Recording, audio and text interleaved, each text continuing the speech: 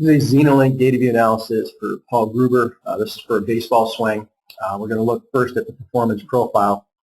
In the performance profile, we're focused on performance factor. Performance factor tells us how effective the hitter is utilizing peak output at impact. In other words, peak power potential or peak speed potential at impact.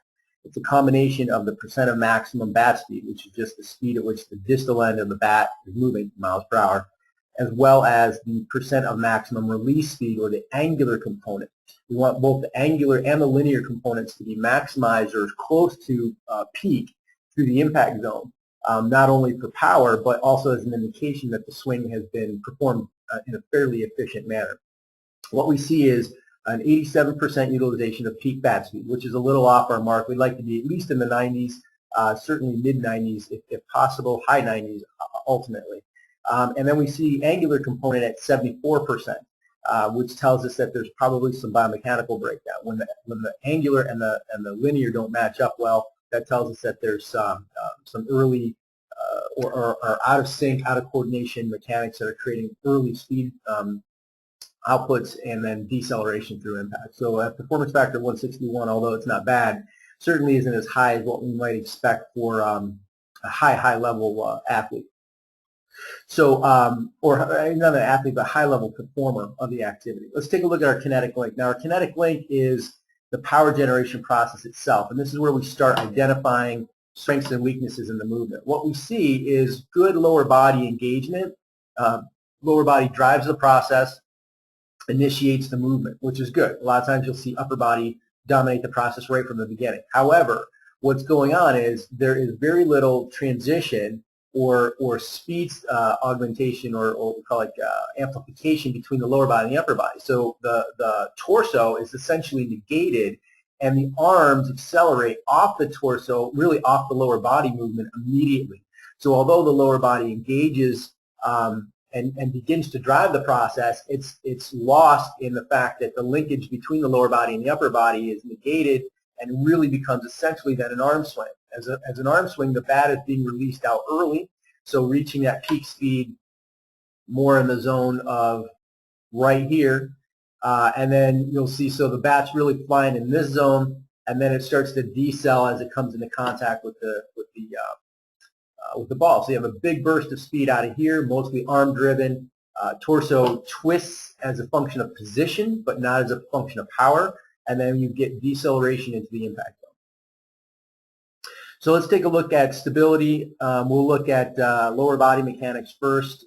We see that this is very rotational, which is fine, but we can define this mechanic as rotational. And what that really refers to is that the center of mass stays virtually put, and both feet create a very rotational or sort of force couple output, as opposed to hitters that tend to get more to the lead side, which is fine, but it tells you what kind of mechanism you're working with.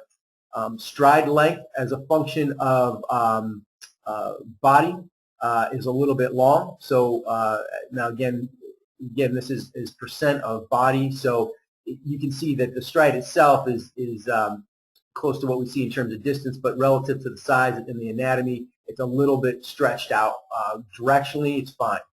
So little too wide of a stride, but you can also see the foot position is too straight. So part of that comes from the fact that the foot is very straight. You want the foot at about a 65-degree angle. This is almost parallel to the target or to the pitching now. So we want to look at stride mechanics a little bit. When we look at stability as a function of stride mechanics, we see that Paul stays in right bending. You would like to see neutral to even some left bending to begin, and then stay a little bit more symmetric to the spine. He's very right bent, which means he's compressing down on the right side throughout the entire movement, which is part of negating the core, because now rather than rotating, you're compressing the spine. And then you also see that he goes into extension too soon, and he goes into too much extension through impact. So he's compressing the spine down and actually leaning back, both of which are going to negate core contribution and have impact on our overall power performance. From a muscular loading perspective, we do get some muscular load through the core because we do get the lower body engaging. However, at the same time, we don't get a dynamic load because the pelvis to upper thoracic, or the core engagement, is all but negated. So although we get a good start to our loading, we don't get a real good effective load.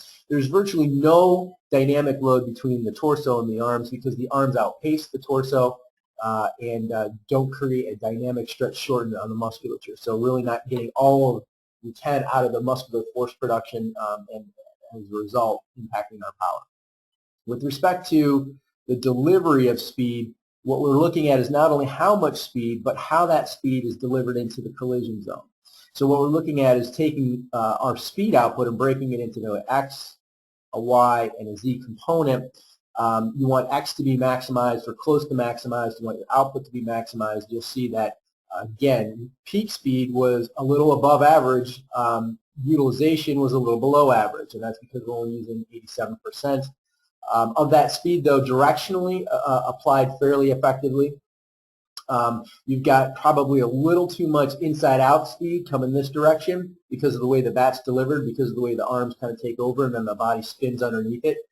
So we want this to be closer to neutral. This looks good, and this looks good. So our delivery of speed is okay, but certainly could be better, and the percent utilization can be better. So our focus is going to be on basically on utilizing the lower body more effectively by engaging the core, transferring speed through the core, up to the arms and out through the bat in a more effective way. Not only creating more speed and more power, but effectively